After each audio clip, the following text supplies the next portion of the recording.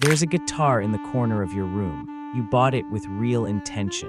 You watched the tutorials, you learned the first few chords, and then, somewhere between the second week and the third, you just stopped.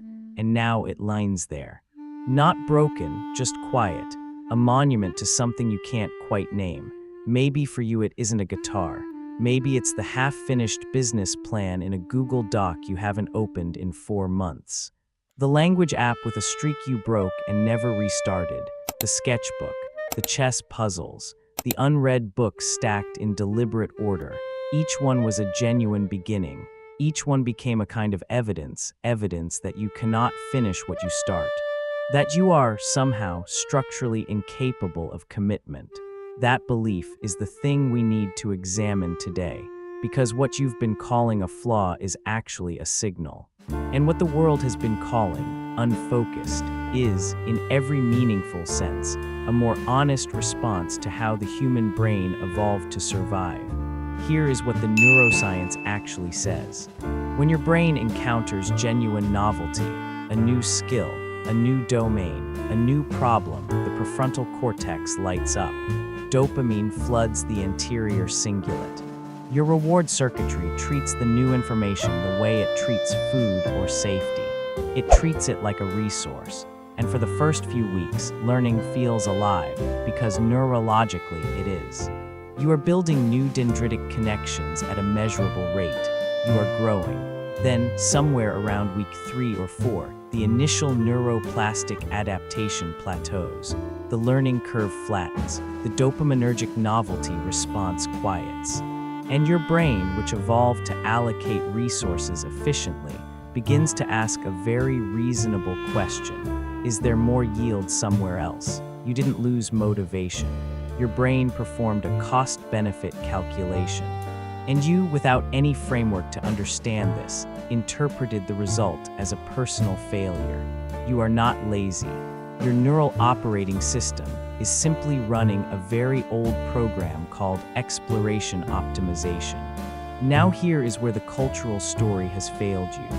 Society built its entire professional mythology around a single archetype, the specialist. Go deep, not wide.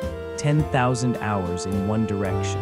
Find your lane and stay in it. This advice was written for an industrial economy where repetitive depth created stable value. But the economy you are inheriting, the one already here, does not reward depth alone. It rewards synthesis. It rewards the person who can speak 3 cognitive languages simultaneously. The research on what some psychologists call multipotentiality, the natural orientation toward multiple domains, consistently shows that these individuals are not scattered. They are cross-pollinating. They are importing models from one field and deploying them in another. The musician who becomes the better mathematician, the architect who becomes the better writer, the philosopher who becomes the better product designer.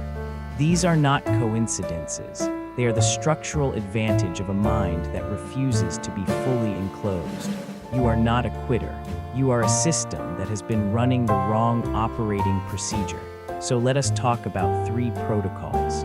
Not habits, not rules, experiments. The first is what you might call the greenhouse architecture. The brain cannot focus without environmental scaffolding. Most people try to cultivate motivation in open air, in environments designed for distraction, and then blame themselves when the seedling dies. The experiment is this: design a physical or temporal container for each interest. Not an hour, a location, a specific chair, a specific time, a specific ritual that signals to your prefrontal cortex. This domain is active now. The brain reason is straightforward. Context-dependent memory, encoding, means your cognitive state is partially determined by your physical environment. The daily friction is also straightforward.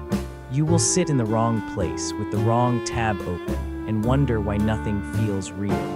When that happens, move your body before you try to move your mind. The second is the 15% push. Research on the anterior midcingulate cortex, the region implicated in willpower and effortful persistence, shows that it strengthens specifically when you do things that feel difficult but are not impossible, not comfortable repetition, not overwhelming challenge, the 15% beyond your current edge, the experiment. Every time you return to an abandoned domain, your only task is to go 15% further than where you stopped, not to restart from the beginning, not to catch up, just 15%. The daily friction here is the illusion that you need to be consistent before you deserve to continue. You do not. 15% from wherever you are is always enough. The third is the pillar and playground model. Choose one domain as your primary cognitive structure, your pillar. This is where you go deepest, where your identity and your professional investment concentrates. Then treat everything else as your playground. The playground feeds the pillar. The neuroscience of analogical reasoning shows that creative breakthroughs almost always arrive from outside the domain where the problem lives. Your breadth is not diluting your depth. It is the substrate from which depth draws its most interesting material. What you are building across all of these protocols is not a schedule. You are building a self-architecture, a system that knows how to metabolize novelty without being consumed by it. The guitar in the corner is not proof that you cannot commit. It is proof that you have not yet built the right structure around the kind of mind you actually have. You are not scattered. You are not broken. You are a synthesis engine in a world that desperately needs more of them. The question was never whether you could finish. The question was always whether the container you were using was ever built for someone like you.